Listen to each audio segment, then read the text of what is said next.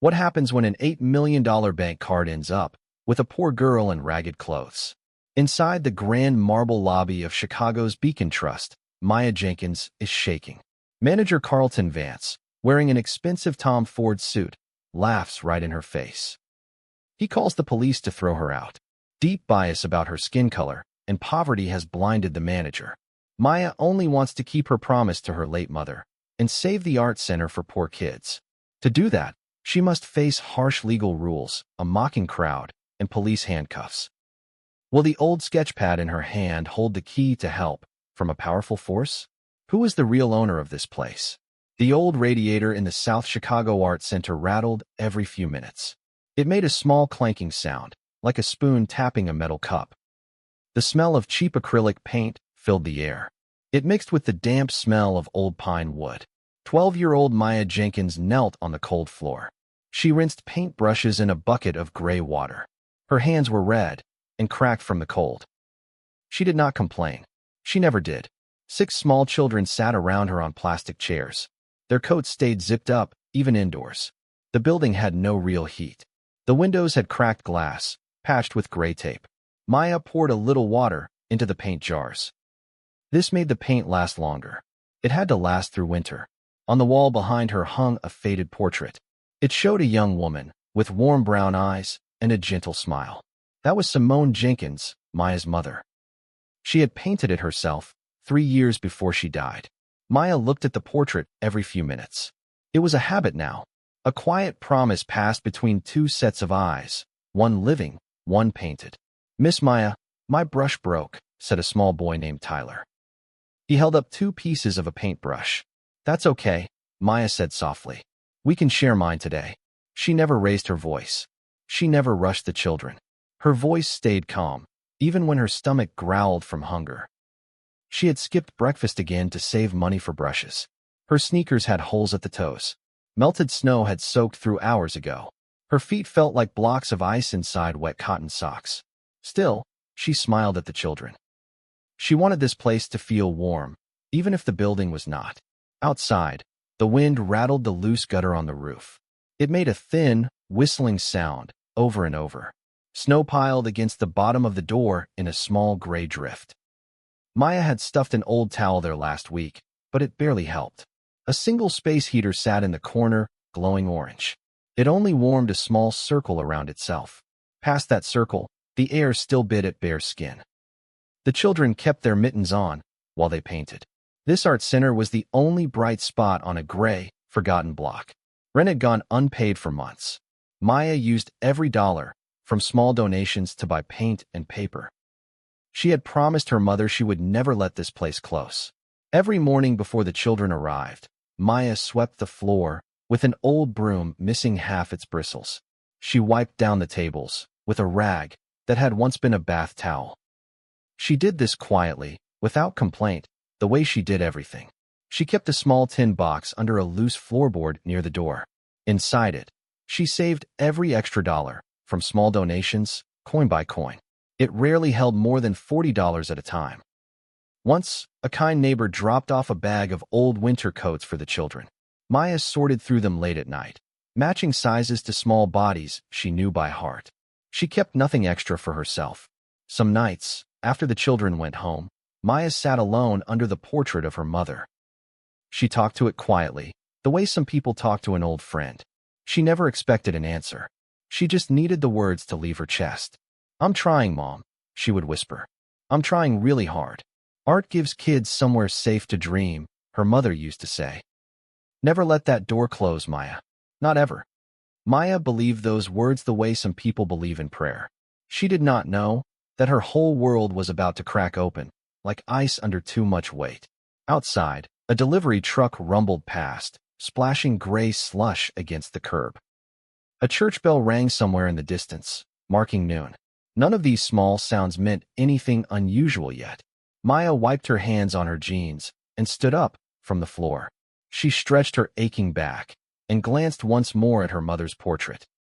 She had no idea that within the hour, everything would change. The knock at the door came sharp and hard. Maya opened it to find a man in a gray coat. He held a clipboard and a roll of red tape. "City court order," the man said. He did not look at her face. Unpaid property tax. $12,000 for $150 exactly. He peeled off a strip of red tape and pressed it across the door frame. Sealed by Friday, 5 o'clock sharp, he said. No exceptions. Maya's chest tightened. The number echoed in her head like a struck bell. $12,000 for $150. She did not have $12, let alone that. She climbed the narrow stairs to her small attic room above the center. Boxes lined the walls, filled with old paint cans and donated blankets. She sat on her thin mattress and pulled out her mother's old leather sketchbook. The leather was cracked at the corners. The brass clasp on the front had turned green with age. Maya held it like something sacred. It smelled like dust and faded rose perfume, the same scent her mother once wore. Her hands trembled as she opened it. A loose page slipped, and the sketchbook fell to the floor. The brass clasp popped open on impact. A hidden flap in the back cover came loose. Something metal slid out and hit the wood floor with a hard clink. Maya picked it up slowly. It was a card, black and heavy, made of some kind of dark metal. Cold to the touch, unlike any plastic bank card she had seen. 3 words were engraved across the front: Apex Legacy Trust. Tucked behind the hidden flap was a folded letter. The handwriting was shaky but familiar. It was from her grandmother, Helen Jenkins, who had passed away 6 years earlier. My dearest Maya, the letter began. If you are reading this, then the time has come. There is an account waiting for you at Vanguard Beacon Trust downtown. It carries the name of people who never stopped loving you, even from far away. Use it. Save what your mother built. Do not let pride keep you from what belongs to you. Maya's heart pounded against her ribs. She read the letter 3 times. An account. A real bank. Downtown, where towers touched the clouds and doormen wore white gloves. She had never set foot in a place like that. Not once in her whole life. That night, Maya lay awake staring at the water-stained ceiling. Her mother's voice echoed in her memory, sharp and clear. The Montgomery family has money, Simone used to say. But they threw us away. We don't belong in their shiny world. Never go begging to people like that. Maya's shoulders shook under the thin blanket. She pictured tall glass towers and men in sharp suits. She imagined their cold eyes staring down at her ragged clothes. What if they laughed at her? What if they called security the moment she walked in? Fear wrapped around her chest like a tight rope. She pulled the blanket higher and closed her eyes, trying to forget the black card hidden under her pillow. But sleep would not come. Downstairs, past midnight, she heard soft crying. One of the youngest children, a girl named Ruby, had stayed late with her mother. They had nowhere else warm to go tonight. Maya crept to the top of the stairs and listened. Ruby's small sobs cut through the quiet building like a blade. Maya pressed her lips together, so hard they turned white. Her fingers curled tightly around the strange black card in her palm. She could not let this place die. Not while she still had breath in her lungs. The next morning, snow fell in thick white sheets over the neighborhood.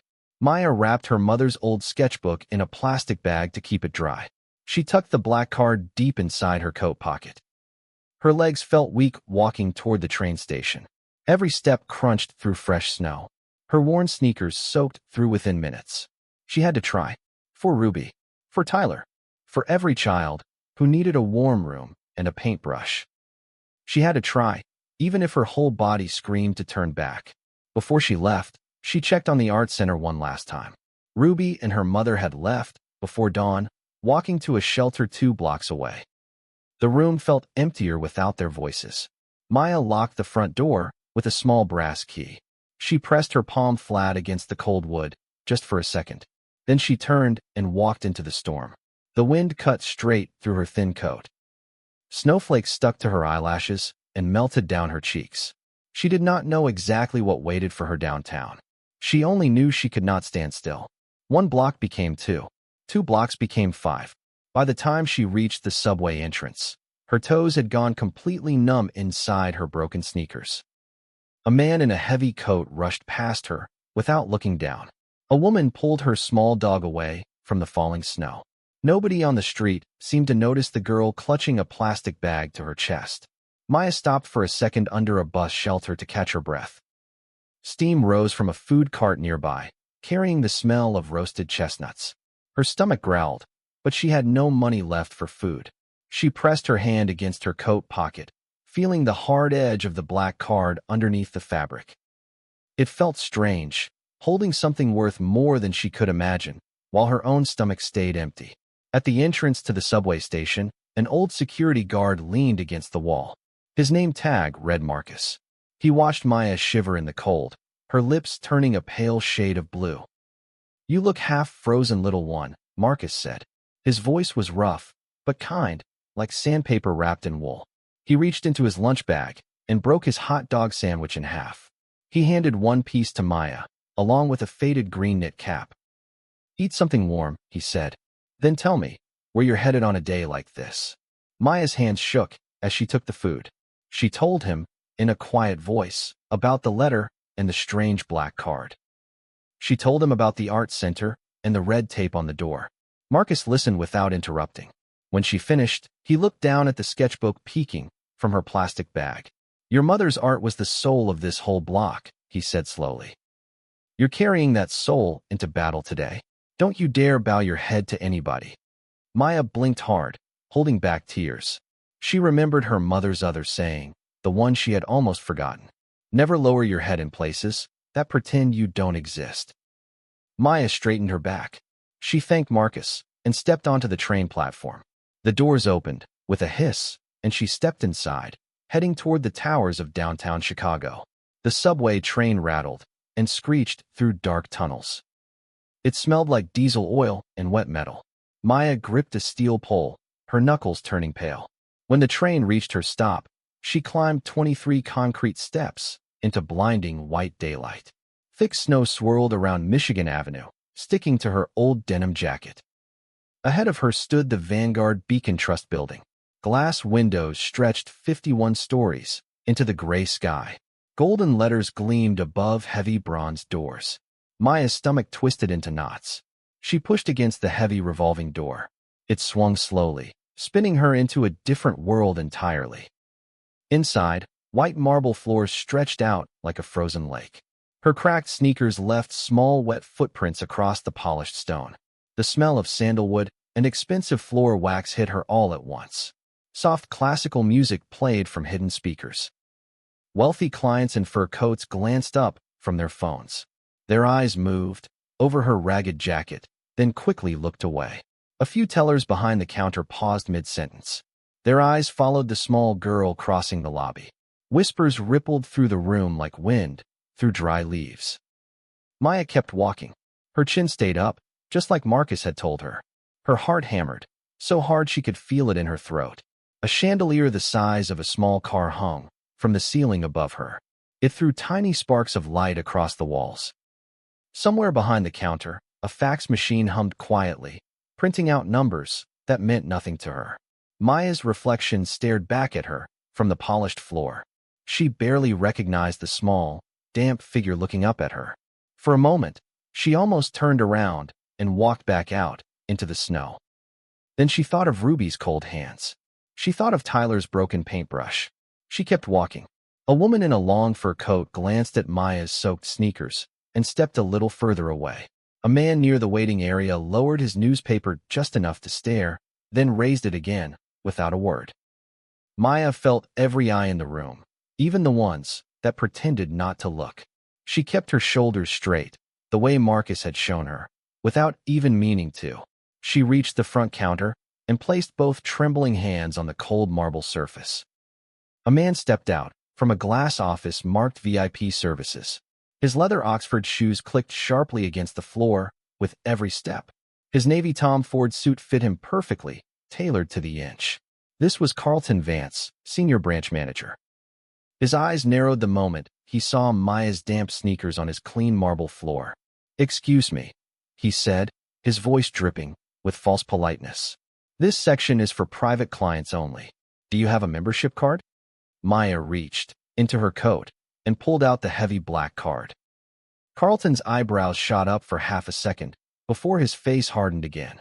"Where did a child like you get something like this?" he asked, his tone turning sharp. A young teller named Sarah stepped closer, curious. "Can I help you with something, sweetheart?" she asked gently. Carlton shot her a look, so cold it could freeze water. Sarah stepped back immediately, her hands folding behind her. I need to check an account, Maya said, keeping her voice steady. My grandmother left me this card. Her name was Helen Jenkins.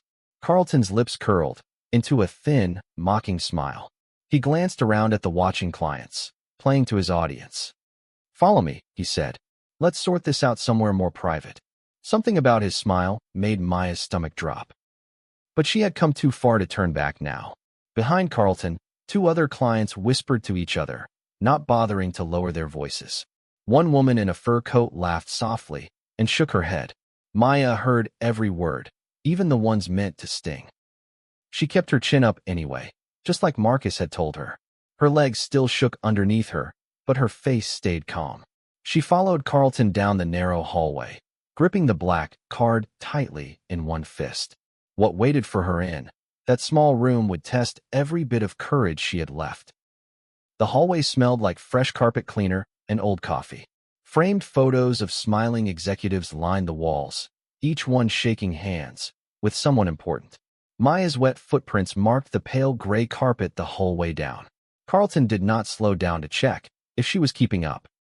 He walked fast, his shoes clicking sharply against the floor tiles near the office doors. Maya had to take quick steps just to stay close behind him. Carlton led Maya down a narrow hallway to a small room marked resolutions. There were no windows inside, only harsh white fluorescent lights buzzing overhead. He sat behind a large mahogany desk and gestured for her to sit across from him.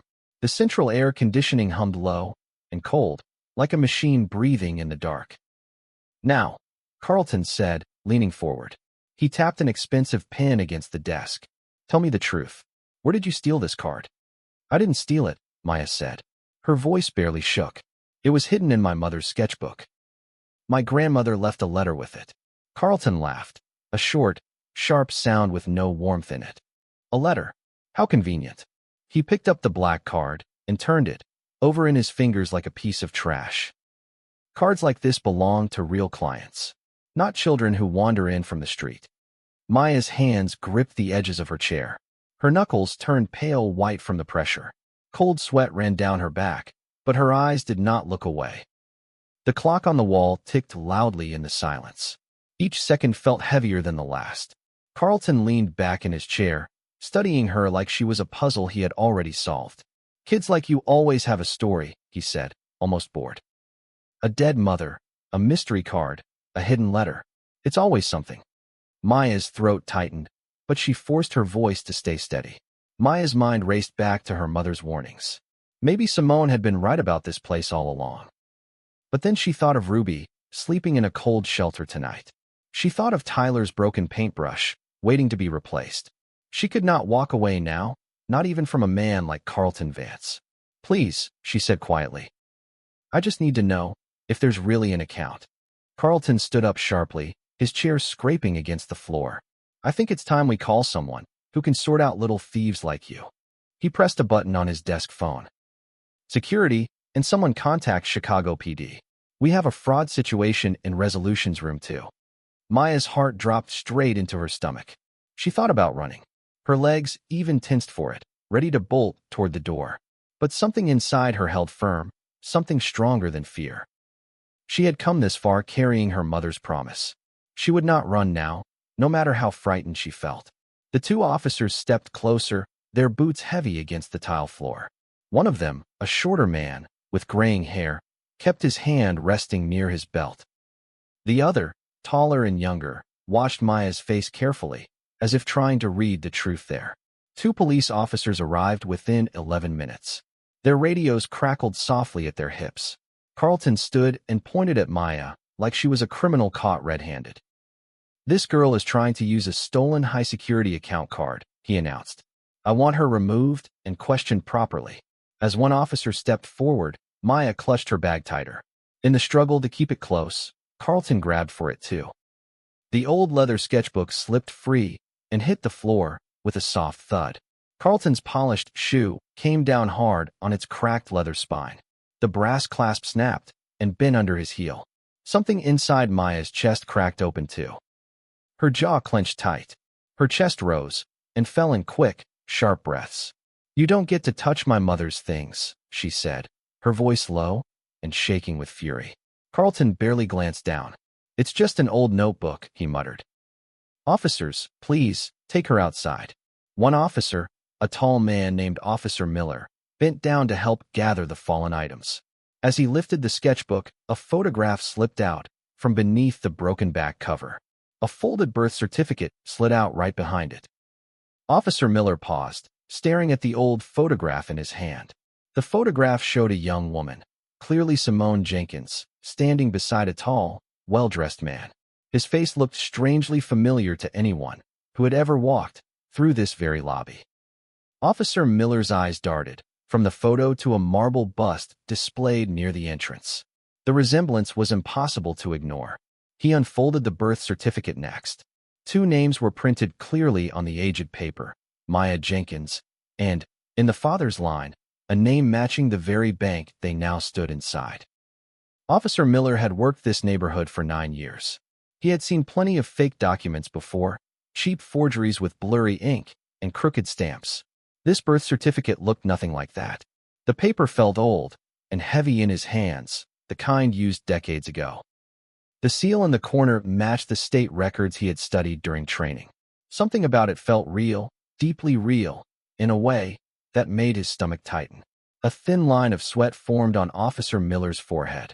His hand slowly moved away from his handcuffs.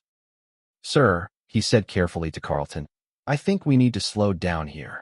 Carlton snatched the photo from Miller's hand and scoffed loudly.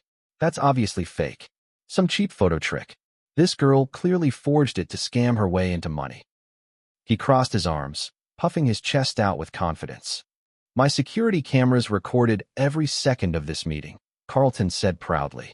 "4K resolution, approved by me personally. It will prove I handled this exactly by the book." He grabbed a stack of transfer papers from his desk drawer. Without reading a single line, he signed his name across the bottom in bold, careless strokes. "Process the handoff to county custody immediately," he told the officers. "I'm done wasting my afternoon on this."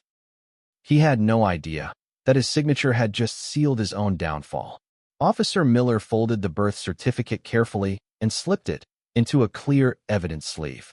His partner stood near the door, glancing nervously at Carlton, then back at Maya. Neither officer moved to put on the handcuffs. Something about the room had changed. The air itself felt different, thick with a tension nobody wanted to name out loud. Maya sat very still in her chair, clutching the broken sketchbook against her chest. She did not know what came next. She only knew that something big was about to happen. Outside, thick snow kept falling over Michigan Avenue. A convoy of black cars pulled up right in front of the bank's entrance. 3 doors opened almost at once. An elderly man stepped out first, moving with slow but powerful steps. 4 lawyers in dark coats followed close behind him. This was Arthur Montgomery, founder and majority shareholder of Vanguard Beacon Trust. Minutes earlier, a security alert had reached his private phone. Someone had repeatedly tried to scan a rare Apex Legacy card without success. That card had not been active in over a decade. Arthur pushed through the heavy glass doors, snow still clinging to his gray wool coat. He walked straight past the stunned lobby staff toward the security office. Inside Resolution's room 2, Carlton stood frozen, phone still in his hand. His confident smirk melted away the instant Arthur Montgomery stepped through the doorway. Arthur's eyes fell first on the girl in the worn denim jacket. Then they moved to the cracked leather sketchbook resting on the floor. His breath caught sharply in his throat. He bent down slowly and lifted the broken sketchbook with trembling hands. His fingers traced the faded gold initials stamped near the spine. S.J. Memories flooded back all at once, sharp and painful.